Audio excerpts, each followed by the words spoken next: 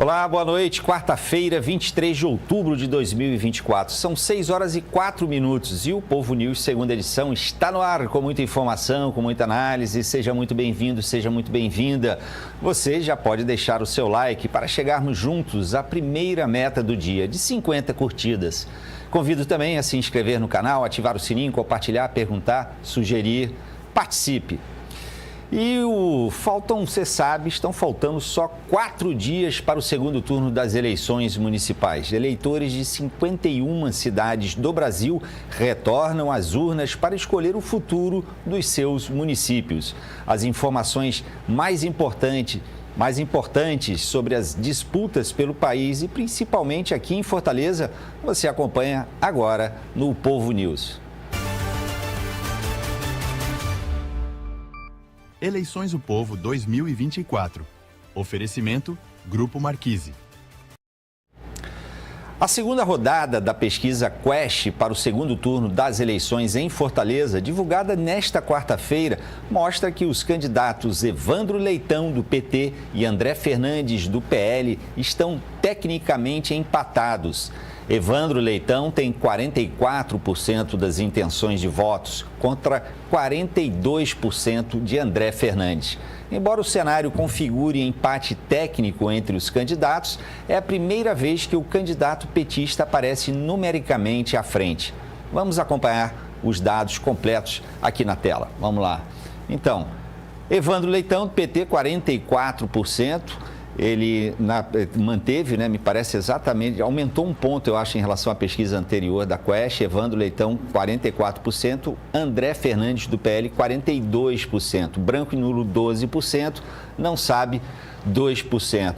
Temos, portanto, aqui 12% dos votos ainda em disputa pelos dois candidatos, E é isso, e a pesquisa ouviu, vale lembrar, destacar que a pesquisa ouviu 900 entrevistados, isso entre os dias 20 e 22 de outubro. Hoje, dia 23 de outubro, ou seja, ontem e anteontem.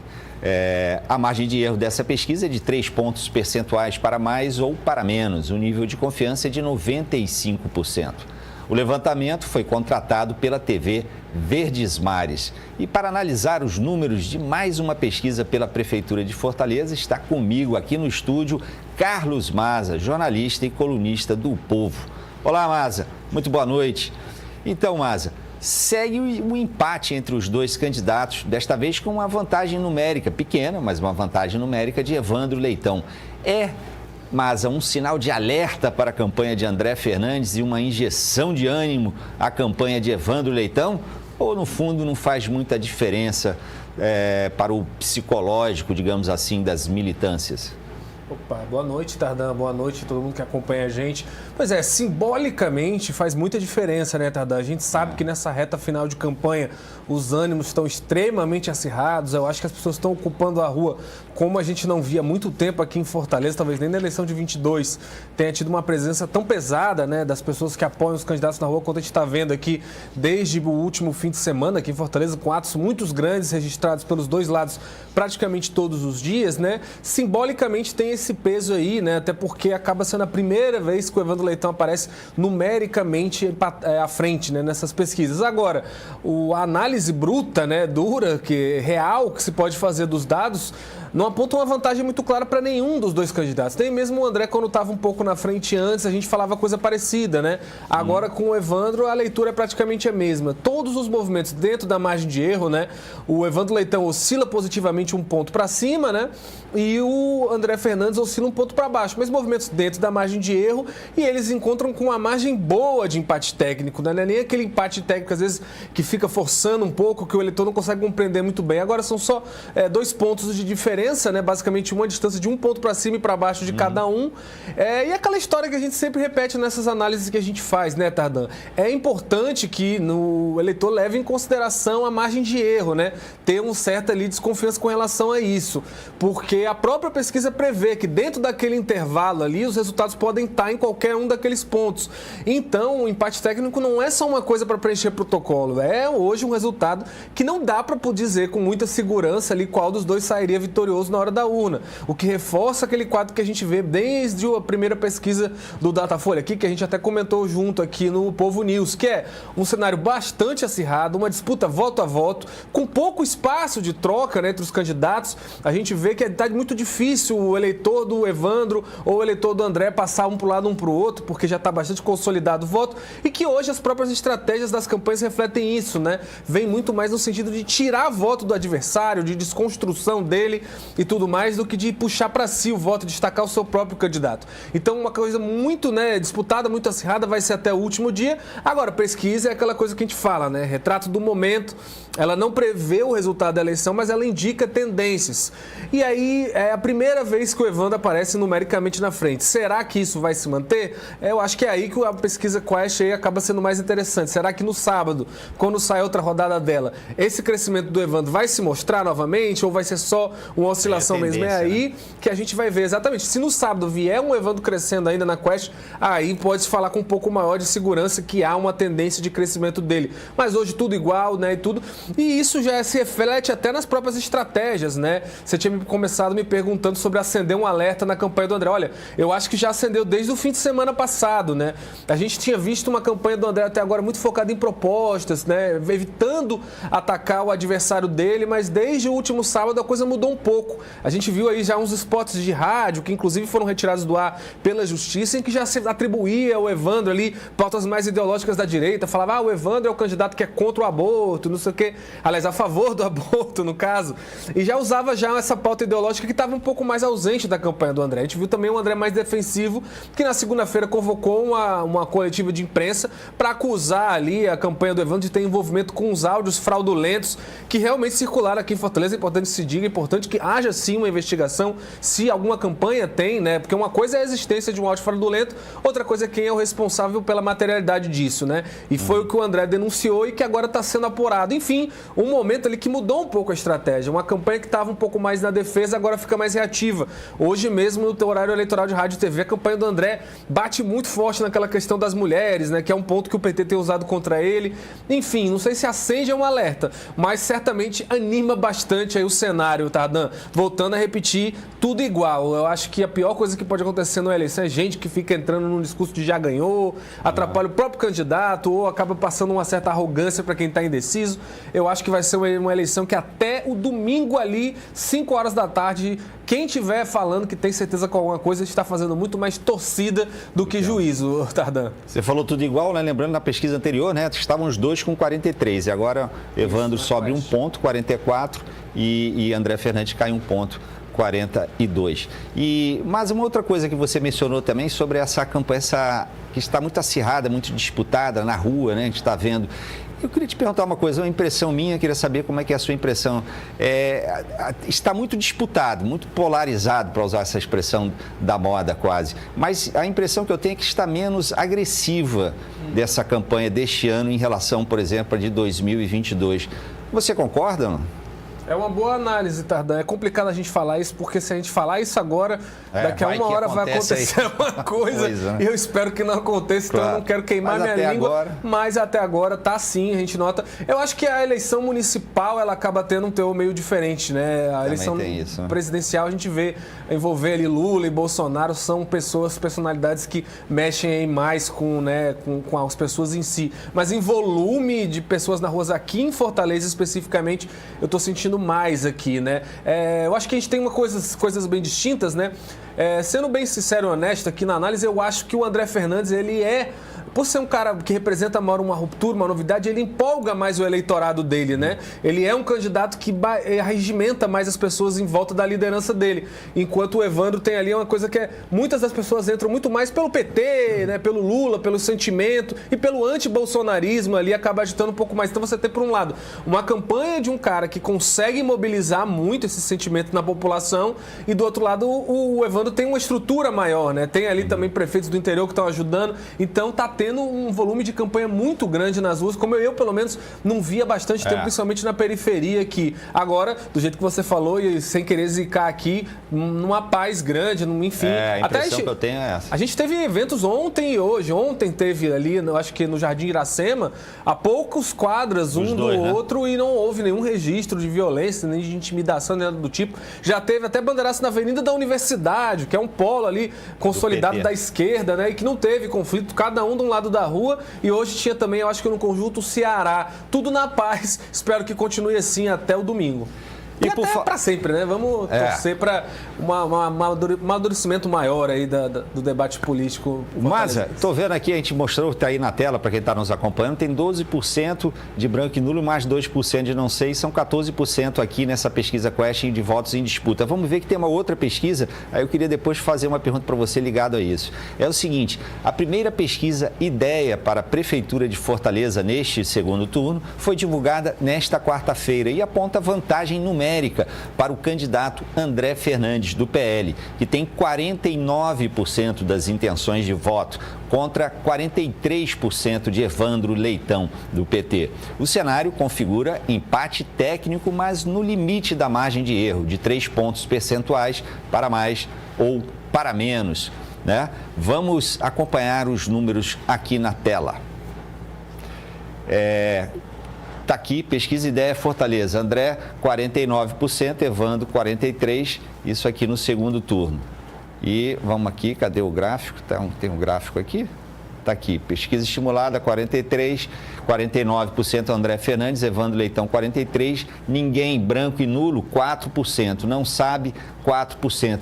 E aí eu queria, bom, essa pesquisa aqui a gente vê logo de cara, está bem diferente, né, aqui do resultado que a Quest apontou. Então essa é uma questão sobre a qual eu queria ouvir a tua opinião. E a outra questão que eu tinha mencionado há pouco, que eu também queria ouvir a tua opinião, que nessa daqui tem 4% de branco e nulo, tem 8%, vamos dizer, somando branco e nulo com não sabe, 8%. Na pesquisa Quest que a gente viu, tem, digamos assim, 14% de votos em disputa. Mas vamos começar com essa diferença entre as pesquisas aqui. É de metodologia, Maza? Só isso que explica essa diferença? É complicado, né? Às vezes a base que a pesquisa está trabalhando ali, como é que é a metodologia de coleta de dados e tudo mais. Antes de qualquer coisa, é preciso registrar, né? O IDEA é um instituto sério, não é um instituto menor, daqueles que surge às vezes em época de eleição que as pessoas não sabem muito bem de onde vem. Não, o IDEA é um instituto sério que tem histórico de bons resultados, inclusive para a presidência, né? Nas eleições presidenciais. Eu acho que foi um dos institutos que teve o melhor desempenho nas eleições presidenciais do ano passado. Que eu ia dizer. Aqui em Fortaleza, que eu acho que ele se complica um pouco, né? No primeiro turno, a ideia foi, entre os institutos grandes, o que mais errou, né? No nosso agregador de pesquisas, a gente até atribui lá, tem um cálculo matemático, eu não sou muito bem versado nesses meios aí, mas há um cálculo lá que atribui um peso diferente à ideia, até por esse histórico dele, né? No primeiro turno, aqui em Fortaleza, por exemplo, ele errou quase 13 pontos, né? A pontuação que teve o André Fernandes e quase 9 pontos a pontuação que teve o Evandro, né? Foi índices bem menores do que teve o Datafolha, por exemplo, que errou em 7 pontos o André Fernandes e errou 3 pontos ali o Evandro. Mas errou entre aspas, né? Porque eles davam esses índices, mas era aquela velha história. Essa pesquisa foi feita no sábado, fazendo o resultado de se a eleição fosse no sábado. Mas todo o histórico do Datafolha e dessas outras pesquisas que a gente olha, inclusive a da Ideia, apontavam que na reta final, desde o início estava tendo um processo de crescimento da candidatura do André e do Evandro. Ninguém errou isso. Todas afirmavam que estava tendo um processo de crescimento, que o André ia chegar na frente seguido pelo Evandro, e que as candidaturas do Capitão Wagner e do José Sarto estavam desidratando muito rapidamente, né? A do Capitão ainda mais rapidamente. Todas as pesquisas no primeiro turno, Tardan, apontavam isso aqui em Fortaleza, com exceção da Atlas Intel, que apontou ali no final uma melhora do prefeito José Sarto, em que nenhuma outra se reproduziu. E aí o resultado deu um pouco diferente, mas com a tendência sempre muito certa. E a ideia ficou um pouco mais longe, então acabou ficando uma pesquisa um pouco menos menos confiável, talvez, do que a da Quaest e do Datafolha, que foram bem próximo do resultado mesmo, mas só por isso, né, Tardan? Eu acho que também pela questão de ser diferente do que todas as outras apontam, né? Se eu não me engano, a Paraná, a Transintel agora e a Datafolha e a Quaest dão essa coisa do empate, né? Dos números muito próximos. As únicas que estão longe, as únicas que estão destacando isso é a Futura e a Ideia e umas outras menores aí de institutos que a gente sempre fala, né? Não é questão de descredibilizar esses institutos, mas há uma diferença quando uma pesquisa é contratada por um veículo de comunicação ou por algum grupo, né, que faça atuação política mais consolidada. Só esclarecendo que eu acho que eu não tinha mencionado, né? Eu acho que teve até aqui na tela para quem está nos acompanhando ler, mas vale dizer, essa pesquisa foi contratada pela Jangadeiro, né? É uma margem de erro de 3 pontos percentuais, índice de confiança de 95% e ouviu 1.000 eleitores de Fortaleza entre os dias 18 e 22 de outubro. Né? Exatamente, a Ideia é contratada pela Jangadeiro e a Quaest contratada pela TV Verdes Mares. Então, são veículos de comunicação, tem aí uma credibilidade um pouco maior, né? As outras pesquisas, às vezes, é o próprio instituto que contrata, você não consegue dizer quem foi que contratou, aí geralmente a imprensa tem um pouco mais de cuidado em divulgar esses resultados. Mas desses que são contratados por veículos de comunicação, todos têm dado ali um empate muito próximo, né? Acirrado entre as duas candidaturas, e aí a diferença maior fica por conta da Futura e do Ideia. Tem aquela história, né, Tardan? Eu acho que tudo isso hoje no cenário desse momento. A gente tende a ver que no final vai acelerando alguns processos, algumas mudanças, a coisa vai ficando mais disputada e numa eleição como a nossa, que eu acho que até o último dia, mantenho o que eu estou dizendo, vai ser difícil dizer quem é que está na frente. Vai ser aí pau a pau, até o final. Muito bem, por falar em até o final, olha, convido você que está nos acompanhando para deixar o seu like, a sua curtida. Já está aqui no estúdio, aqui já estou vendo aqui, está no estúdio, daqui a pouquinho participa aqui da conversa com a gente, o senador Eduardo Girão. Então você que está nos acompanhando, já vai acompanhar esse papo aqui com o senador daqui a pouquinho. Vamos conversar aqui, Carlos Maza e também João Paulo Biagi, quem eu vou chamar agora. Porque é o seguinte, o presidente Lula participou por videoconferência a partir de Brasília da 16ª Cúpula de Líderes do BRICS, que ocorre em Kazan, na Rússia. Quem traz os destaques dessa fala do presidente Lula é João Paulo Biagi. Boa noite, Biagi.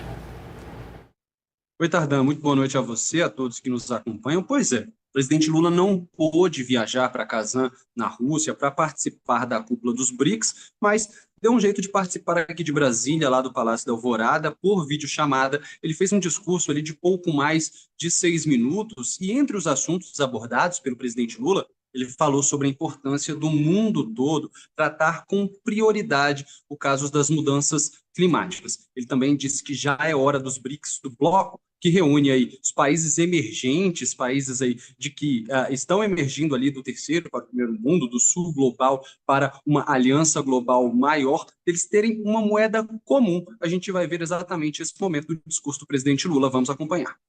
É chegada a hora de avançar na criação de meios de pagamento alternativo para transações entre nossos países. Não se trata de substituir nossas moedas, mas é preciso trabalhar para que a ordem multipolar que almejamos se reflita no sistema financeiro internacional. Essa discussão precisa ser enfrentada com seriedade, cautela e solidez técnica, mas não pode ser mais adiada.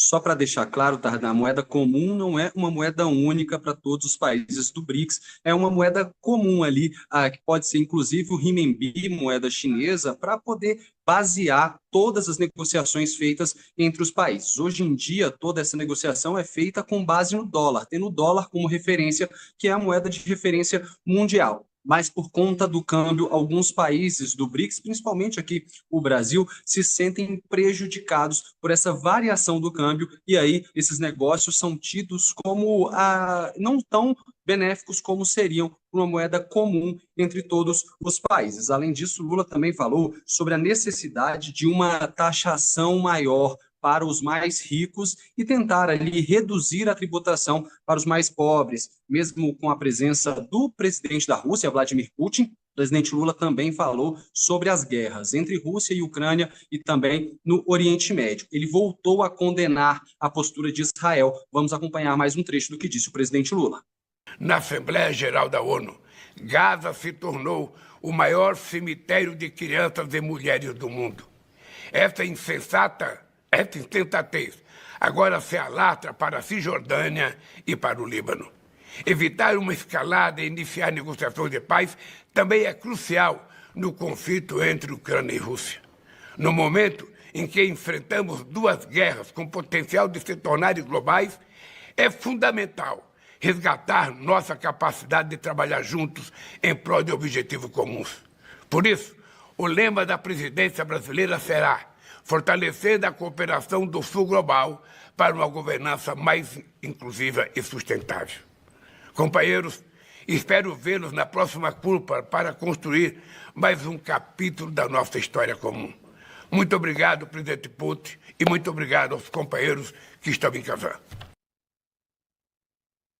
Lula teve este como o único compromisso oficial desta quarta-feira, foi logo pela manhã e passou o resto do dia na residência oficial lá no Palácio da Alvorada. Ele segue despachando por lá, conversando com ministros e não há previsão para voltar para o Palácio do Planalto. A gente lembra, o presidente Lula se recupera da queda ocorrida no último sábado, na noite do último sábado, quando ele caiu no banheiro do próprio Palácio da Alvorada. Ele pode sim, ele está apto a trabalhar, não pode fazer exercícios físicos nem viagens longas. Daqui até sexta-feira, o presidente vai fazer novos exames para saber se ele pode ou não viajar para São Paulo para reforçar a campanha de Guilherme Boulos nessa reta final de eleições municipais, viu, Tardan? Obrigado, Biagi. Você, aliás, continua com a gente, porque você vai participar agora da entrevista que a gente tem com o senador, né? Aí, vamos voltar a falar agora sobre as eleições aqui em Fortaleza. E recebemos, já está aqui conosco no estúdio, o senador Eduardo Girão, do Partido Novo. Muito boa noite, senador, e obrigado por atender o nosso convite. E aí, como eu disse, João Paulo Biagi e aqui no estúdio também Carlos Maza participam os dois também dessa conversa. Senador, para começar, a eleição deste ano para prefeito de Fortaleza está juntando, de maneira talvez inédita até aqui, está juntando política, futebol e religião. O senhor, que é senador, político, portanto, foi presidente do Fortaleza e menciona com muita frequência a sua fé religiosa. O senhor não considera essa mistura... Considera ou não, né, essa mistura é saudável para a democracia? Não acha que está havendo talvez interferências indevidas e prejudiciais para uma eleição majoritária? Olha, em primeiro lugar eu quero agradecer ao Sistema O Povo de Comunicação por me chamar aqui para o Povo News. Boa noite você, Tardan, boa noite, Maza, quem está nos assistindo. Eu acredito que o momento é de decisão. Né? E esse momento de decisão precisa ter muita serenidade, né? E precisa vir a verdade à tona. O que é que pensa o candidato sobre certos temas que são espinhosos, mas que revelam um pouco do seu caráter? Por exemplo, a questão do aborto, né? A questão das drogas, como os partidos que estão decidindo aí a definição domingo da eleição, o PL e o PT, votaram em relação a isso. Como foi a postura no momento de intolerância que a gente vive hoje na sociedade, inclusive no futebol, que não foi fácil construir, né, uma cultura de paz, né, quando eu tive a oportunidade de ser presidente do Fortaleza, eu contei com o apoio do presidente Robson de Castro para a gente construir uma cultura de tolerância no futebol, porque tinham 5 mortes em média, por clássico rei, porque um estava com a camisa do Fortaleza, o outro estava com a camisa do Ceará. E já que faz parte do currículo do Evandro Leitão, que ele foi presidente do Ceará antes mesmo do Robson, teve alguns fatos, um pouco de intolerância dele, né, com relação ao Fortaleza, por exemplo, né, numa agressão também a um juiz de futebol, né, por trás, está lá configurado na súmula da CBF, porque perdeu uma partida. E teve também o caso emblemático, por exemplo, do Arlindo Maracanã, né, que foi um momento ali dramático para o Fortaleza, que estava tentando subir, e a torcida sai do estádio no final da tarde, né, com o gol do Arlindo Maracanã do Sampaio Corrêa, quando é à noite, o mesmo Arlindo Maracanã estava celebrando ali a derrota, o gol que fez com o Evandro Leitão, que era o presidente do Ceará, com uma ruma de dinheiro em cima da mesa e com a camisa dando de presente. Então, esse tipo de coisa eu acho que passa do ponto daquela rivalidade sadia que faz parte. Mas o respeito é a regra da boa convivência e eu acredito que esses assuntos revelam um pouco de quem é quem nessa decisão para o cearense, o fortalezense, decidir em quem votar, por que não? Carlos Maza. Opa, senador, boa noite. Eu queria te perguntar sobre um dos assuntos que está sendo aí o assunto do segundo turno aqui em Fortaleza, que é esse apoio, essa declaração de apoio do ex-prefeito Roberto Cláudio e a candidatura do André Fernandes. É muita polêmica, né? Muita gente dizendo que o Roberto Cláudio deu uma guinada à direita ou ali criticando, dizendo que o André que estaria se juntando com o pessoal que criou a taxa do lixo. Como é que o senhor avalia essa relação? O Roberto Cláudio é bem-vindo no palanque do André Fernandes aqui na eleição em Fortaleza? Olha, eu vejo que o Roberto Cláudio é uma figura importante da política cearense. Foi prefeito durante 8 anos da nossa capital, saiu com uma boa avaliação, né? Então, assim, por que ele não pode ter o seu candidato, a sua definição? A questão de coerência de cada um. Eu só vejo que o sentimento anti-PT, ele transborda, seja o PDT, seja pessoas que nem de partidos gostam, né? Mas que não aguentam briga. E estão vendo que quem está partindo para briga é o PT, que se diz do amor, que se diz o partido da democracia, e que nessa campanha as máscaras caíram e eles tiraram gente de debate, né? Não foram aos debates, né? Inclusive aqui do Sistema Povo, fica a minha solidariedade a vocês, que o Evandro Leitão não veio trazer as ideias, e a gente percebe uma onda de ataque pegando o vídeo antigo do André Fernandes, né, querendo trazer uma polêmica sempre nacional para uma questão local, e o fortalezense quer saber da resolução dos seus problemas do dia a dia. O problema da violência, que ninguém aguenta mais, as facções mandando e desmandando, o atendimento nos hospitais, que as pessoas passam meses, às vezes anos, para conseguir uma consulta, né, que dirá uma cirurgia. Então, eu acredito que o André está tendo, apesar da idade dele, né, jovem, mas muita maturidade, né, participando dos debates, procurando levar as ideias que foram construídas, e as adesões fazem parte de um processo democrático. Eu, por exemplo, fui candidato, né, a prefeito de Fortaleza, considero o nosso projeto um projeto que iria trazer soluções, mas faz parte da democracia, não fluiu, polarizou completamente, né? E fui o primeiro, junto com o Partido Novo Integral, né, a manifestar o nosso apoio antes do encerramento das apurações, porque a gente acredita, eu acredito muito, que a alternância de poder é essencial para a democracia, para que as pessoas tenham um respiro aqui em Fortaleza, porque ninguém aguenta mais imposto. E o PT, eu estou vendo em Brasília isso, é o partido que diz defender os pobres, mas que parece só querer fazer imposto, torrar, flerta com o crime. O negócio da saidinha dos presos foi ficou claro para todo o Brasil, e ninguém aguenta mais esse tipo de máscara que se tem aí, de hipocrisia. Eu acho que está ficando muito claro, a verdade está muito na cara de todos. E o senhor mencionou Brasília, pois vamos a Brasília então. João Paulo Biagi.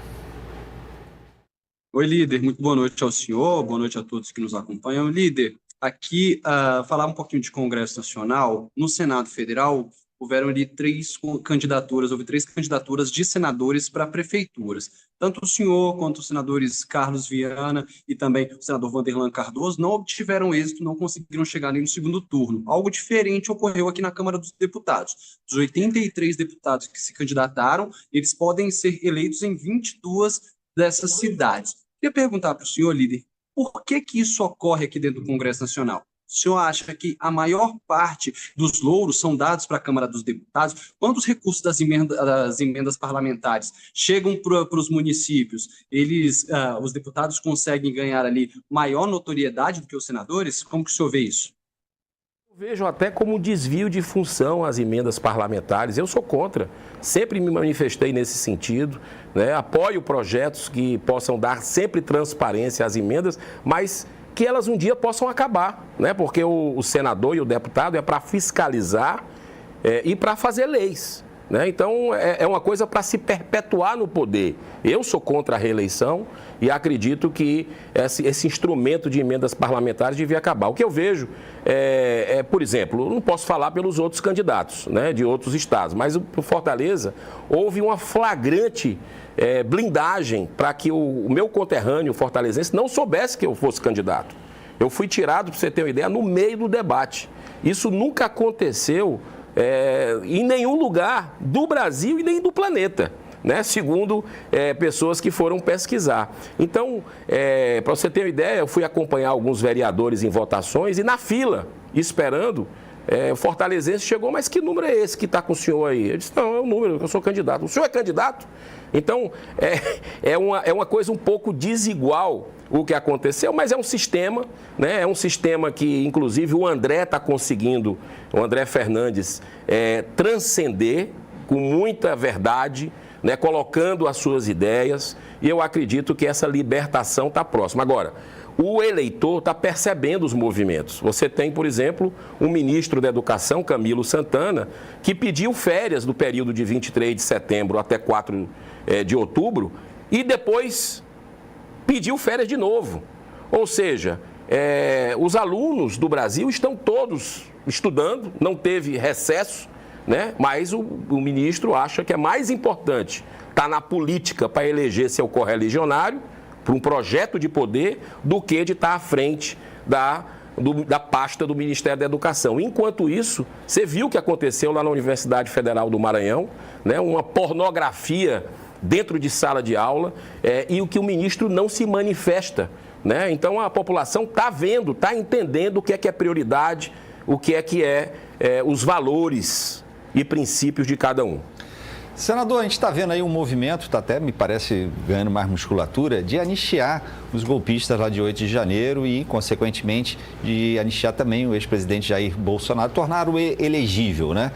Como é que o senhor vê esse movimento? Qual é o seu ponto de vista em relação a esse movimento? O senhor acredita que o ex-presidente Jair Bolsonaro ficará elegível até para 2026? E como é que o senhor se posiciona? Olha, eu acredito que é muito difícil, né? Porque o sistema está todo montado, onde nós tivemos aí, quando você fala a palavra golpista, já tem um julgamento que eu prefiro fazer. Eu participei da CPI, né? A gente não recebeu as imagens do Ministério da Justiça para saber exatamente quem entrou, quem quebrou, né? O que a gente sabe de informações, inclusive da própria grande imprensa, é que muita gente não teve acesso aos autos, não teve a ampla defesa ao contraditório, né? Pessoas estão pegando 15, 17 anos sem ter entrado dentro dos prédios públicos, estavam ali como curiosos, né? Então, o que a gente está vendo é uma caçada implacável e os verdadeiros culpados, você não tem imagem para saber, segundo relatos que a gente ouviu dentro da CPI, os possíveis infiltrados saíram com tática de guerrilha, né? Então, é tudo muito nebuloso o que está acontecendo no Brasil. Presidente Jair Bolsonaro, o senhor acredita que o senhor está envolvido nessa movimentação? Eu acredito que não, porque ele estava fora do Brasil. As pessoas que estavam lá, ninguém foi pego com arma, né? Então, mas o senhor acredita que ele deve ficar elegível para 2026? Não, eu vou falar uma coisa para você. Eu acredito que o sistema está montado para que não, né? E eu acho que a gente precisa buscar a verdade para entender o que é que está nos porões aí de todos esses episódios, mas sem fazer pré-julgamento e vendo que hoje no Brasil, isso eu tenho convicção, nós temos presos políticos, inclusive refugiados brasileiros em outros países, o que me deixa muito preocupado. Em pleno século XXI, a gente está vendo esse tipo de coisa, de barbaridade, de desrespeito à Constituição e muitas vezes passar pano para isso. Maza. Mas, senador, o senhor fala de um movimento que teve gente ali no meio que espancou policial com barra de ferro na cabeça e que botou uma bomba num caminhão ali para explodir no aeroporto de Brasília. Isso provavelmente ia matar dezenas, centenas de pessoas. Essa bomba, esse artefato explosivo, só não explodiu porque eles foram incompetentes, porque o próprio motorista do caminhão identificou, denunciou a polícia. Tá tudo dentro do mesmo movimento. Essas pessoas estavam nos acampamentos lá e essas mesmas pessoas dos acampamentos foram ao 8 de janeiro. O senhor não acha que tem também aí um elemento criminoso que merece sim ter uma punição rigorosa no meio desses manifestantes do 8 de janeiro? Ou se tivesse explodido essa bomba, aí é outra história? Olha, eu acho que tudo o que está de excesso, tudo o que foi de crime que ocorreu, tem que ser punido de acordo com a lei. Né? O que não pode é você pegar exemplos de 2, 3 pessoas que cometeram crimes graves, como está preso o rapaz da bomba, como está preso a pessoa da barra de ferro, e você colocar pessoas que sequer entraram dentro, seja do STF, seja do Senado, e as imagens do Senado a gente conseguiu. Não quebraram nada. As pessoas que entraram dentro do Senado, que as câmeras mostraram, estavam ali batendo foto com os guardas do Senado Federal, né? Não houve quebradeira nenhuma, né? Aquelas pessoas que lá estavam, e foi muito estranho tudo isso acontecer. Então, quem errou tem que pagar, de acordo com a lei, tendo o seu direito à defesa, né? Tendo o contraditório, mas não é isso que a gente tem visto. O PT, na época aí, 2017, 2016, invadiu, queimou o ministério, fez arruaça e não foi chamado de golpista. Né? Você não vê esse tipo de lembrança, de punição, como está acontecendo agora com 15 anos, 17 anos, pessoas que muitas vezes estavam com a Bíblia embaixo do braço e com a bandeira. Que golpe é esse? Que não tem líder, que não tem arma, num dia de domingo. É um negócio muito estranho para qualquer um com bom senso engolir. Biagi, para a gente encerrar a conversa aqui com o senador Eduardo Girão, com você, aproveita, Biagi, antes de você fazer a tua pergunta, convidar quem nos acompanha a deixar o seu like aí, falta pouquinho para a gente chegar às 150 curtidas, terceira meta do dia. Biagi. Líder, aproveitar que o senhor citou aí esse processo que é tocado lá no Supremo Tribunal Federal pelo relator, o ministro Alexandre de Moraes, foi o senhor, o autor do requerimento que pede ali o impeachment do ministro Alexandre de Moraes dentro do Senado Federal. Foi aquele super pedido de impeachment com mais de 140 assinaturas. Vocês entregaram em mãos para o presidente do Senado Federal, Rodrigo Pacheco, que prometeu analisar e dar uma resposta. Queria saber do senhor como que está esse processo, se já houve esse contato por parte do presidente Rodrigo Pacheco ao senhor. Olha, Biagi, estão faltando 5 assinaturas de senadores para a gente poder dar a urgência da análise do pedido de impeachment. Você conhece bem o Senado, está sabendo que nós estamos no ano do bicentenário, são os 200 anos do Senado Federal e nunca foi analisado nenhum processo de impeachment de ministro e tem 60 robustos para ser analisado. Então, é muito estranho essa proteção entre poderes que está acontecendo. E nós acreditamos que agora, depois das eleições, vamos voltar à carga, porque o clamor popular cresce a cada dia, né, para que a justiça seja feita. Então, quem errou, seja poderoso ou não, tem que pagar. E o Senado é o único poder da República que tem condição de investigar ministros do Supremo Tribunal Federal, que não são os donos do Brasil. Eles estão ali com a missão de interpretar a Constituição, mas estão hoje excedendo. Você sabe que muitas vezes a gente faz uma lei, debate em comissões, um presidente da República sanciona depois de quase 600 parlamentares e vem um ministro que não foi eleito por ninguém, com a canetada ele anula todo um trabalho que foi feito muitas vezes por décadas. Que democracia é essa que a gente vive no Brasil? E muitas vezes tem abusos que a gente precisa investigar. Eu espero que agora, com o retorno depois das eleições, vou continuar cobrando para que a gente tenha a Constituição do país sendo respeitada, que a justiça seja para todos. Senador, agradeço muito sua participação, prazer recebê-lo aqui, muito obrigado. Obrigado pela sua atenção, pelo seu tempo, né? E espero vê-lo em breve, numa próxima oportunidade. Muito obrigado. Quem agradece sou eu, Tardan, Maza, todos vocês do Povo News e que nós tenhamos muita sabedoria nesse domingo, que possamos escolher, pesar bem, porque eu acho que Fortaleza está merecendo a redenção, a libertação dessa turma que só pensa no poder pelo poder. Obrigado, senador. E seguindo sobre as eleições aqui em Fortaleza, o Povo News desembarca mais uma vez em Brasília. Por lá, o assunto também tem repercutido. Aliás, Fortaleza é a maior cidade brasileira em que PL e PT, partidos do ex-presidente Bolsonaro e do presidente Lula, respectivamente, se enfrentam nas urnas. Quem traz as informações sobre a repercussão na capital federal é, claro, João Paulo Biagi.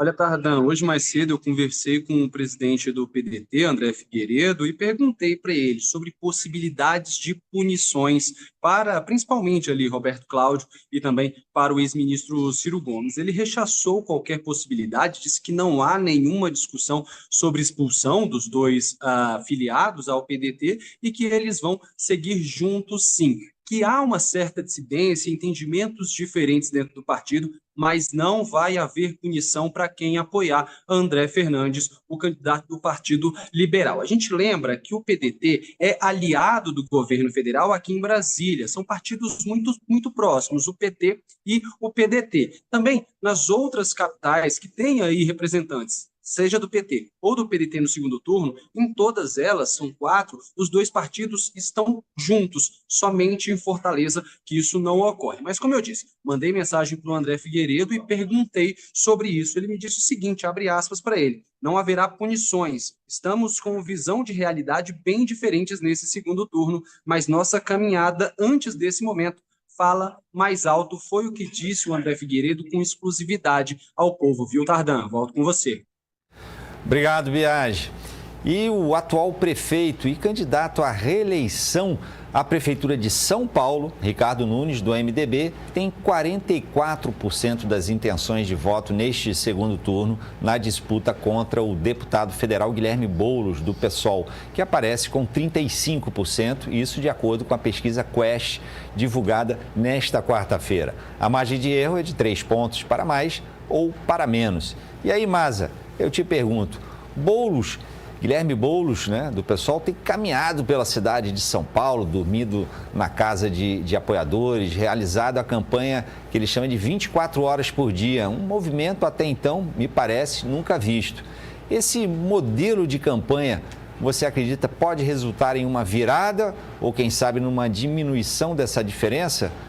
Como é que você está vendo essa reta final na capital paulista?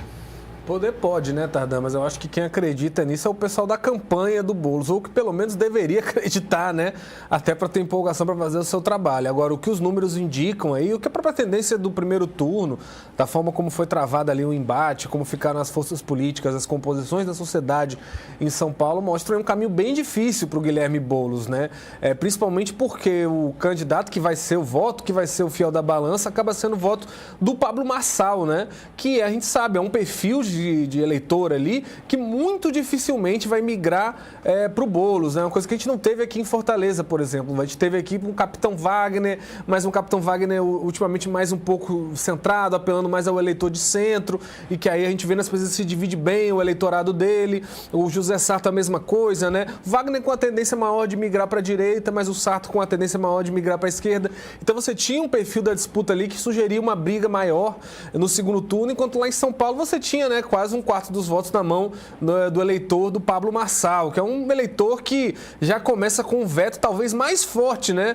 Ele, com veto pro Boulos maior do que o eleitorado do Nunes, né? Então é uma situação meio complicada pro Boulos ali. Ele vai tentar inovar, né? Ele até já se ofereceu para participar de uma sabatina com o próprio Marçal, né? Desafiou daqui a pouco sobre o Ricardo isso aqui. Nunes a aceitar a mesma coisa. Até agora não teve resposta do prefeito lá. E aí é isso. O Boulos, ele tem talvez alguma chance, Tardan, no sentido de, se você analisar os últimos acontecimentos em São Paulo, né? São Paulo está vivendo agora mesmo, se não fosse um candidato, né, o Boulos, assim, que é um cara que tem ali uma certa resistência, muito associado à questão da militância dele no MTST, às vezes é vista de uma forma negativa por uma população, né? Uma ausência dele para falar com o pequeno empreendedor, né? É o setor que ele tem mais dificuldade de entrar, às vezes, né? O Boulos, ele estaria até numa situação melhor se ele não fosse talvez nesse perfil, porque o que a gente vê é um Nunes completamente inoperante e ausente na crise que está tendo agora com a Enel, lá em São São Paulo. Muitos bairros, centenas de pessoas, milhares, sem energia, vários dias. Às vezes a pessoa passa mais de uma semana, duas. Gente famosa, inclusive, saindo. Eu vi até, causou polêmica, o Rony Von, né? Reclamou, parece que os vinhos dele estavam estragando. É uma reclamação bem, enfim. Até ele, que é sempre muito elegante, né? Perdeu a compostura aí. Mas está no jogo, né? A pessoa se sente atingida ali, ela tem que protestar mesmo, independente de classe social e tudo mais. Enfim, muita gente sendo atingida e o prefeito, você não vê a voz, você não vê a atuação.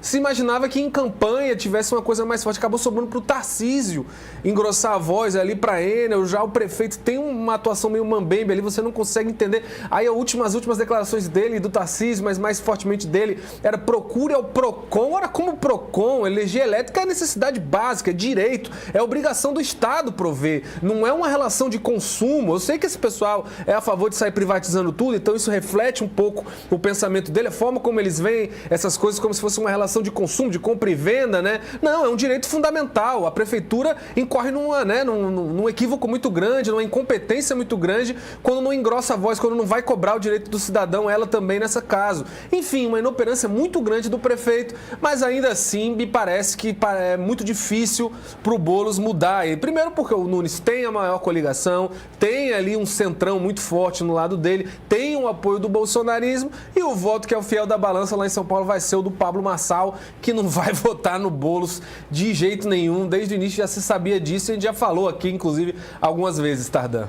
Você falou do Pablo Marçal, mencionou uma sabatina, vamos explicar melhor essa questão. É o seguinte, derrotado no primeiro turno da eleição paulistana, o ex-coach Pablo Marçal, do PRTB, ressurgiu nesta quarta-feira para propor uma sabatina com os candidatos à Prefeitura de São Paulo que estão no segundo turno, Ricardo Nunes, do MDB, e Guilherme Boulos, do PSOL.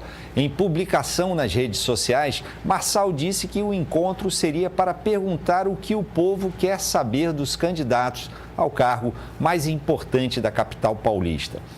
Abre aspas, aqui no meu canal, sem gracinha, sem diferenciação, fecha aspas, é o que disse o terceiro colocado na disputa deste ano. A ideia é realizar os encontros na quinta e na sexta. Pouco tempo depois, Boulos comentou a publicação dizendo topar o encontro. Abre aspas, eu topo. Nunca fugi de dialogar com ninguém. Será que o prefeito Ricardo Nunes topa ou vai fugir? Fecha aspas, é o que perguntou o psolista com uma provocação, claro. A campanha de Nunes não se manifestou sobre o assunto. O vice de Nunes, no entanto, também reagiu a Marçal. Coronel Melo Araújo, do PL, provocou o ex-coach. Abre aspas, está desempregado, procurando emprego como jornalista? Vai terminar suas obras na África, fecha aspas, é o que escreveu o vice. Marçal retrucou. Bateu medo aí, coronel? Enfrentar com a arma é fácil, bora no argumento, é o que disse Marçal. Ele decidiu pela neutralidade no segundo turno. Afirmou ainda só aceitar apoiar Ricardo Nunes se houvesse um pedido de desculpas do atual prefeito, além de Silas Malafaia, Jair Bolsonaro, Tarcísio de Freitas e Eduardo Bolsonaro. Tá aqui, a gente tinha um vídeo sobre isso, é isso? Não é isso que está sendo... vamos assistir esse vídeo aqui com áudio, vamos lá. Fala Brasil, fala São Paulo. Eu tenho um desafio aqui. O desafio é o seguinte, sabatinar Ricardo Nunes e Guilherme Boulos. Eu quero saber se você concorda com isso e já está lançado e a imprensa aí, se possível, avisa eles aí, manda mensagem para eles, aqui no meu canal mesmo. Eu chamo, sem gracinha, sem diferenciação, fazer perguntas contundentes, né? Falar aquilo que o povo quer falar e não aquilo que é combinado. Eu me proponho a fazer isso. Se você concorda, você vai escrever aqui, ó, chama. Aí eu lanço o desafio e coloco o horário. Se um aparecer ou os dois aparecer, o pau vai quebrar. Vou falar como se fosse por você, ou melhor, vou falar por 1.719.024 pessoas, fechou? Tamo junto, escreve aí, chama, compartilha isso aí, vamos ver se esses dois caras aguentam o desafio aí comigo. Vamos voltar agora para Fortaleza, falar sobre as eleições aqui. Vamos lá, porque a gente vai receber agora Messias do MST, que é do PT, do Partido dos Trabalhadores. É o primeiro deputado estadual, filho, por assim dizer, do movimento dos Sem Terra aqui no Ceará. Muito boa noite, deputado, e obrigado por atender o nosso convite. Tá aqui? Tá boa a conexão? Parece que tivemos problemas agora com a conexão. Enquanto isso, deixa eu reforçar aqui o convite para... Acabamos de atingir 200 curtidas. Vamos agora, então, tentar aqui. A meta agora é de 250 curtidas. E a gente está perguntando na nossa enquete hoje qual o seu posicionamento político. Até agora, 917 votos. 33% dizem que é de esquerda, 61% que são de direita e 7% não sei. Vamos voltar. Retomamos o contato aqui com o deputado Messias, do MST. Muito boa noite, deputado. Obrigado pela gentileza em atender o nosso convite. Tá me ouvindo bem? Eu não estou te ouvindo, só eu que não estou te ouvindo. Pelo menos não por enquanto ainda. Vamos lá, não sei se é só ligar aí um... Não estou ouvindo ainda. Vamos retomar já o contato com ele. E aí eu convido, então, estava convidando você aqui a participar. Qual o seu posicionamento político, de esquerda ou de direita? Aqui pensando especialmente, claro, na eleição aqui em Fortaleza, tá? Como é que é? Se quiser comentar o Pablo Marçal. Está querendo comentar? Então vai lá, o Maza está querendo comentar aqui o desafio de Pablo Marçal. Diga lá, Maza. Não, só já ia te chamar de Marçal, ó, quase. Só mas vai lá, enquanto Maza. a gente espera aí retomar a conectividade aí com o deputado para seguir a entrevista, né? Pois é engraçado, né? Aquela história, né? A gente já tinha comentado algumas vezes, né? Que o Pablo Marçal é o famoso cara que perdeu ganhando, né? Porque não foi vitorioso ali, por poucos votos ficou fora do segundo turno, mas no objetivo dele, quem ele representava politicamente, o que ele era, né, dentro do jogo político brasileiro, ele saiu imenso, né, muito maior do que era e está hoje num patamar de uma liderança nova nacional da direita, inclusive assustando e amedrontando muito do bolsonarismo, né, por operar ali à margem, tem uma ascendência sobre os evangélicos que tem espantado ali líderes como o Silas Malafaia, que não querem um cara como o Marçal dentro do grupo dele, porque é um cara que pode entrar no eleitorado dele ali, numa maneira que o Jair Bolsonaro, por exemplo, entra. Ou seja, no final das contas, o bolsonarismo maior do que o Bolsonaro tem um pouco de medo ali de que esse novo nome do Marçal seja colocado. Então ele coloca ali para talvez tentar até tirar mais, aparecer mais, tirar mais proveito aí, mais dividendos positivos dessa eleição, que ele já tirou muitos, né, Tardan? Eu não sei se é bom jogo pro Boulos, né, ou pro Nunes, para qualquer um dos candidatos se submeter a um desqualificado, né, um cara que avacalhou, falando em termos bem populares, o primeiro turno da disputa, um coach, né? Eu não gosto muito desse negócio de ex-coach não, Tardan. Pra mim é coach, é o cara que vivia de vender curso, ainda vive de vender curso. Pra mim o nome pra isso é coach, né? Apesar dele não gostar da nomenclatura, é o que ele faz todo dia, é o ganha-pão dele, então pra mim é coach. Então é um cara que é um desqualificado, que turvou muito o debate ali durante o primeiro turno, não sei se é muito bom. Agora, o Boulos parece, pelo aquilo que a gente falou, né? Tá com dificuldade, tá encarando um sinal... Tá topando qualquer parada. Tá topando qualquer parada. Será que é de Pablo Marçal que vai sair ali a mudança para talvez dar uma arrancada final ali na campanha do Boulos, que está tendo dificuldade em dar algum tipo de sinal? Vai que ele arranca um apoio do Marçal ali nos últimos dias de campanha. Difícil, né? Conhecendo o histórico é mais fácil arrancar uma cadeirada, né? Mas brincadeiras à parte, vamos ver aí no que vai dar. Espero que de qualquer forma ou de outra seja uma coisa proveitosa para o eleitor, o que é difícil de sair envolvendo aí a peça Pablo Marçal. Vamos lá, que agora acho que retomamos aqui o contato com o deputado Messias, do MST. Vamos tentar de novo, deputado. Está aqui, está me ouvindo bem? Está me acompanhando? Eu estou ouvindo bem. Boa noite a todos. Então, deputado, os números da pesquisa Quest, a gente mostrou há pouco, né? Pesquisa Quest de hoje. Esses números apresentaram pela primeira vez a vantagem numérica do candidato Evandro Leitão. Empate técnico, né? Mas com uma vantagem numérica. Como é que a campanha do PT está encarando essa última semana e o que dizem as pesquisas internas do partido, deputado? Olha, primeiro agradecer a oportunidade de estar dialogando com vocês, dizer que o PT está muito animado, a militância do PT. Nós estamos todo santo dia, de manhã, de tarde, de noite, nas ruas de Fortaleza, dialogando com a população, colocando os dois projetos que estão em risco, que estão em jogo nessa eleição para a quarta capital maior do nosso país. E é muito importante dizer que essa pesquisa dá uns ânimos. Justamente o que nós estamos sentindo nas ruas é de que o povo realmente está vendo de que o candidato André é o candidato bolsonarista e que realmente o candidato Evandro Leitão é o candidato do presidente Lula, do Camilo Santana aqui em Fortaleza. Então a população nesse momento está compreendendo de que lado tem que estar, de que projetos tem que defender e por isso que nós estamos dando uma virada. E a pesquisa demonstra o que nós estamos sentindo, o que nós estamos ouvindo da população, principalmente das periferias, O MST trouxe uma brigada de 80 pessoas do interior aqui para Fortaleza, e somando com os outros movimentos que o MST compõe aqui nas suas organizações, justamente somando com outros setores do PT, da sociedade civil organizada, para que justamente a gente possa fazer esse debate. Esse debate está dando certo. É o debate que a gente acredita que é a gente dialogar, colocar as propostas, colocar o que é melhor para Fortaleza, e a pesquisa realmente hoje demonstrou 2 pontos. É o que também nós estamos analisando, é o que nós estamos avaliando nas pesquisas internas do PT. Deputado, eu vou passar já a palavra aqui para o Maza, mas eu não queria perder a oportunidade. O senhor mencionou a questão do interior. E eu pergunto, o senhor acredita que os eleitores aqui de Fortaleza são influenciados em suas escolhas neste segundo turno por pressão de familiares do interior do estado, onde o MST tem maior penetração?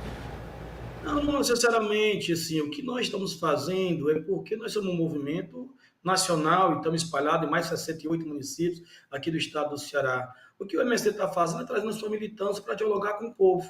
Nós aprendemos no decorrer da nossa trajetória de luta, de que ouvir o povo, dialogar com o povo, colocar as propostas, colocar o que está em jogo nesse projeto aqui em Fortaleza, é o que vai realmente trazer um esclarecimento maior para a população que está em dúvida. Mas tem muita gente, hoje eu cheguei agora de uma caminhada com a primeira-dama ali de frente, fazendo porta a porta com toda a nossa militância, e tem muita gente ainda em dúvida se vota no Evandro ou se vota realmente no André Fernandes. E o que é esse momento que a gente está indo nos locais justamente é para dizer e eu colocar para a população o que realmente a gente está avaliando, o que a gente está vendo desses 2 projetos. Para mim está claro, o povo está entendendo de que o melhor para Fortaleza é um projeto de que é aquele que tem mais experiência. Evandro Leitão, eu digo que sou deputado no meu primeiro mandato, mas o Evandro Leitão é um cara muito experiente, é um cara muito dialogável, é um cara que tem buscado, inclusive, trazer no seu programa de governo aquilo que hoje realmente é necessário para a população que mais precisa da Fortaleza. É um projeto que está em sintonia com o projeto nacional do presidente Lula, assim os programas nacionais que hoje se implementam aqui no estado do Ceará, especialmente em Fortaleza. É um projeto que dialogamos com o governador Eumano, que parte desse projeto, que hoje, infelizmente, por não ter uma relação direta, inclusive de um governo municipal que, em certo momento, teve atrito com o governo do estado do Ceará, e que a gente avalia que, nesse momento agora, um alinhamento do presidente com o governador e com o prefeito da 4ª capital do Brasil, a gente entende que vai resolver aqueles gargalos que hoje nós estamos enfrentando. Exemplo, a segurança. Todo mundo coloca que a segurança é um problema, mas justamente porque a Guarda Municipal hoje aqui em Fortaleza trabalha para um lado, a Polícia Militar Civil trabalha para outro, e as políticas têm que ser integradas, justamente com o que nós defendemos, que nós acreditamos. Estou dando exemplo da segurança, mas serve também o Ceará Sem Fome. O governador Eumano lançou o Ceará Sem Fome para todos os municípios do estado do Ceará, e aqui em Fortaleza, muitas cozinhas estão sendo implementadas, estão sendo realmente feita alimentação para as famílias mais carentes, que poderia ter sido feita uma parceria com o governo municipal, mas na época o Estado entendeu de que cuidar de pobre, cuidar de quem está passando fome não é uma prioridade do seu governo. Estou dando esse outro exemplo para dizer que as parcerias entre um governo e outro pode se fazer, e é o que nós esperamos, o que nós queremos aqui para Fortaleza. Ok. Maza, Carlos Maza, com você, vai lá. Deputado, eu vou repetir basicamente a mesma pergunta que eu fiz agora há pouco para o senador Eduardo Girão aqui. Eu acho que talvez um dos grandes fatos, né, da segundo turno aqui na eleição de Fortaleza foi a entrada do ex-prefeito Roberto Cláudio, né, que não só declarou apoio diretamente ao André Fernandes, do PL, como também tem feito aí campanha muito diretamente ali a favor do candidato do PL, inclusive acorporando ali um pouco o discurso bolsonarista nessas falas dele. Pergunto como é que o senhor, né, que já teve ali, o PT já teve uma aliança com o governo do Roberto Cláudio, inclusive até em 2020, né, o PT apoiou a candidatura do Sarto, como é que o senhor avalia essa posição do ex-prefeito agora no segundo turno aqui em Fortaleza? Eu avalio realmente com muita tristeza, porque o PDT é um partido que tem uma história no Brasil, um partido que nós temos a referência do Brizola, a sua maior liderança. Ainda bem que o PDT nacional não entrou na onda do Ceará. O presidente do PDT nacional, do PDT aqui no estado do Ceará, tem uma posição diferenciada, especialmente a juventude do PDT, e a gente lamenta que o Roberto Cláudio tenha entrado nessa onda. Nós que fizemos a campanha do Roberto Cláudio, você lembra naquela época, praticamente todo mundo fez a campanha dele, senão quase nós perdíamos aquela eleição naquele momento. E eu acho uma ingratidão por parte do Roberto Cláudio, apenas por vaidade ou por dor de cotovelo, ir num projeto totalmente contramão daquilo que ele sempre defendeu, daquilo que sempre o PDT defendeu. E eu acredito que a história vai dizer de qual lado da história está correto. E nesse momento eu acho que ele cometeu um grande equívoco de Estado 22, o projeto bolsonarista do André Fernandes, Estado do Ceará, que não tem nada de democracia, não defende nada de projeto social, de programas sociais, de cuidar das pessoas, que é a história do PDT no Brasil. E eu acho que entrou numa aventura, infelizmente eu lamento, assim como também o ex-ministro Ciro Gomes, que não entrou diretamente, mas tem feito várias críticas ao Partido dos Trabalhadores, endossando também a esse projeto, que aqui, infelizmente, a gente lamenta.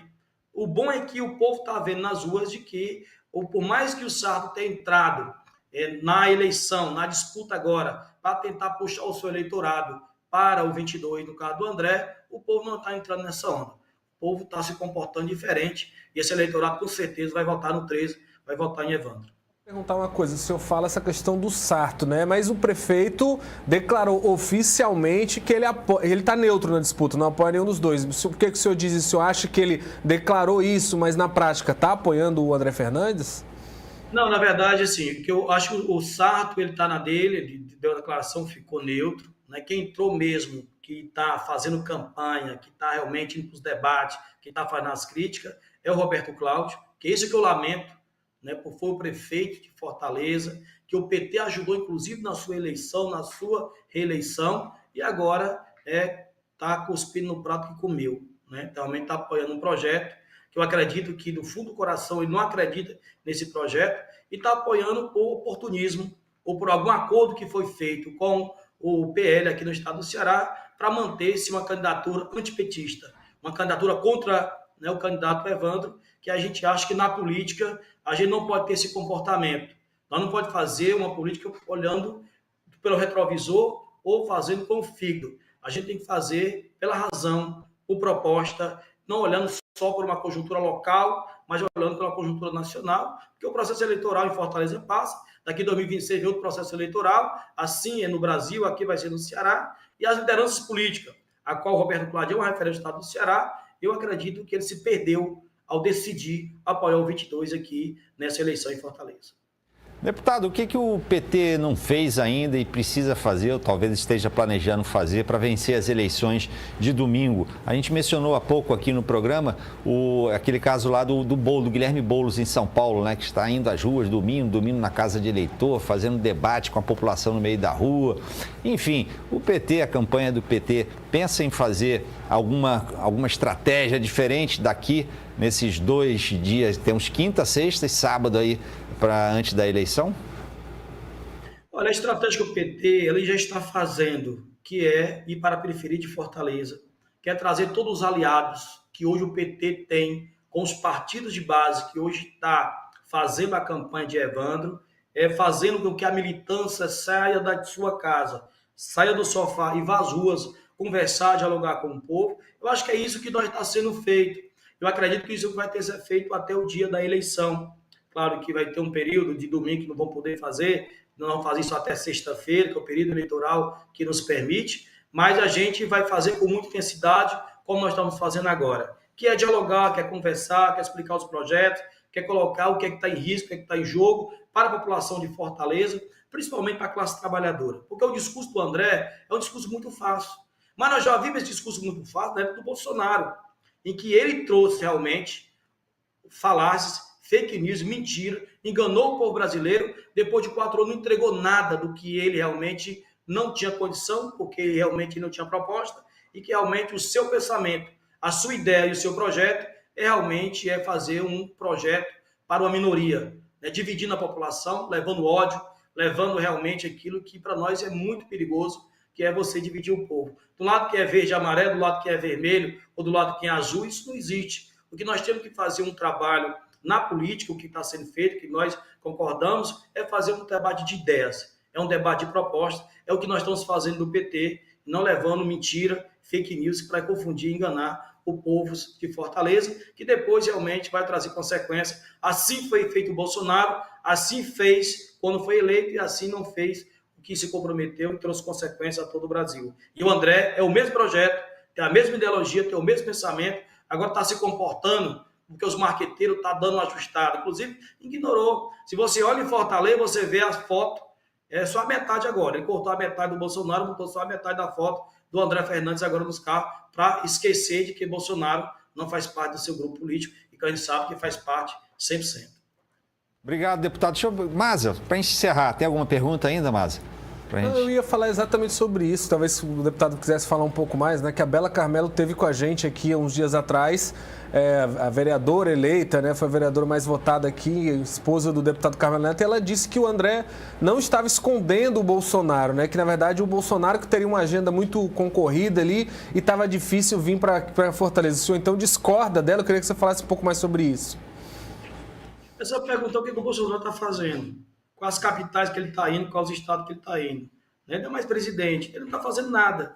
Isso é tão importante para ele, André, para o PL. Se a maior liderança deles é o Bolsonaro, o Lula já veio aqui no Ceará 3 vezes. E é o presidente da República do Brasil mais ocupado do que o Lula, talvez não tenha nem outro político. E veio aqui em Fortaleza porque o PT não tem que esconder sua liderança. Não tem que esconder o que diz e o que faz com o seu projeto, ao contrário do André. É só nós olhar o comitê do André, aqui próximo, a gente aqui, que fica aqui próximo, aqui, o Trilho, aqui o Lagamar, era lotado de foto do Bolsonaro. Você vai lá, agora não vê mais nenhum. Eles tiraram toda a estratégia do primeiro turno e agora o segundo turno é outra estratégia. Então, é o único projeto, é o mesmo projeto e que o povo de Fortaleza precisa saber, porque na pesquisa diz que o povo de Fortaleza não quer Bolsonaro, o povo de Fortaleza não quer realmente ele voltar nesse projeto, até representado pelo André. Então, é isso que nós estamos vendo e o povo de Fortaleza está vendo já, está enxergando, e por isso que dia 27, não temos dúvida que vai dar 13 para o melhor do povo de Fortaleza, para a democracia, especialmente para a classe trabalhadora mais pobre, mais sofrida, que precisa de um governo comprometido com os projetos sociais e com o que realmente é necessário se fazer para melhorar a vida de todos que moram nessa capital. Deputado, muito obrigado pelo seu tempo, pela sua atenção, pela sua participação. Desejo uma boa noite e até uma próxima oportunidade. Muito obrigado. Eu que agradeço, uma boa noite a todos.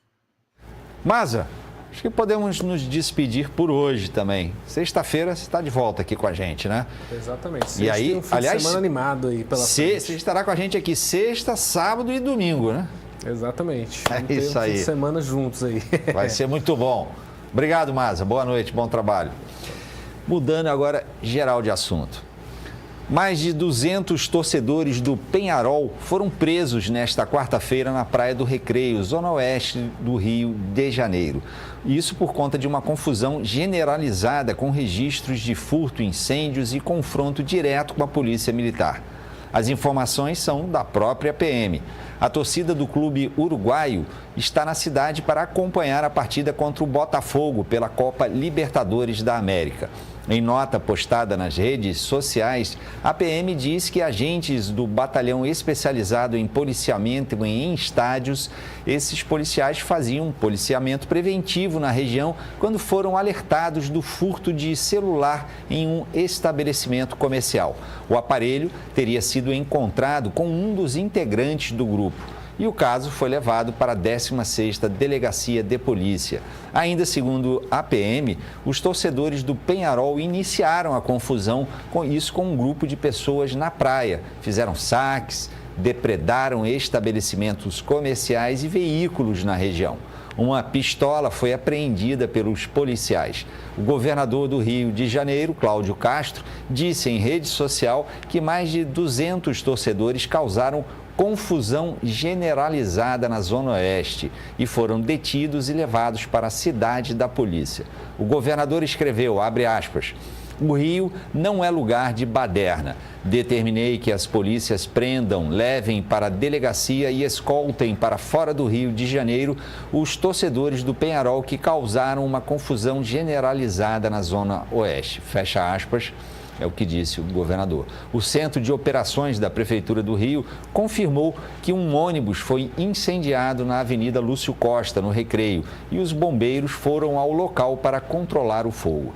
Sobre a ocorrência, o prefeito Eduardo Paes lembrou ter alertado algumas vezes a Polícia Militar que o local e o modelo trariam esses problemas. Durante a confusão na praia, o jogador Varela, que é uruguaio e atua no Flamengo, foi visto conversando com torcedores do Peñarol no local. O clube se manifestou sobre vídeos que circulam nas redes sociais e mostram a presença de Varela na praia. Segundo a nota, o lateral recebeu a ligação de 2 amigos e foi retirá-los da confusão formada na Praia do Recreio. E vamos agora ao editorial do Grupo de Comunicação O Povo, com Walter George.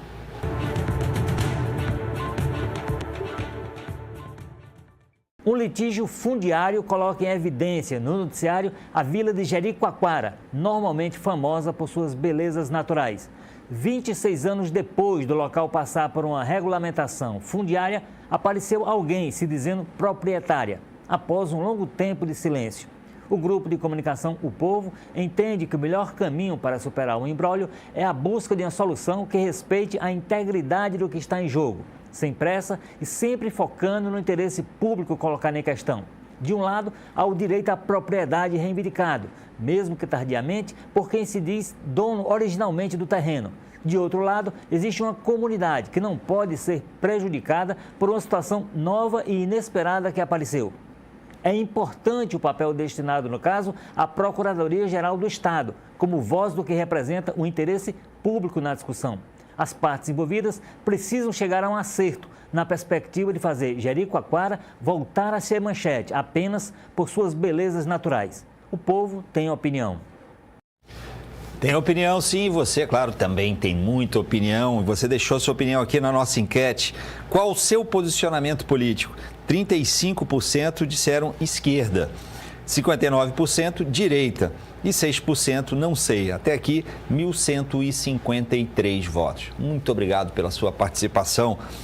E o Povo News, segunda edição de hoje, fica por aqui. Agradeço demais a sua interação, a sua companhia, a sua participação e convido você a acompanhar amanhã, a partir das 8 da manhã, a primeira edição do Povo News com a apresentação de Ítalo Coriolano. E voltamos a nos encontrar aqui amanhã às 18 horas na segunda edição do Povo News. Uma boa noite e até amanhã.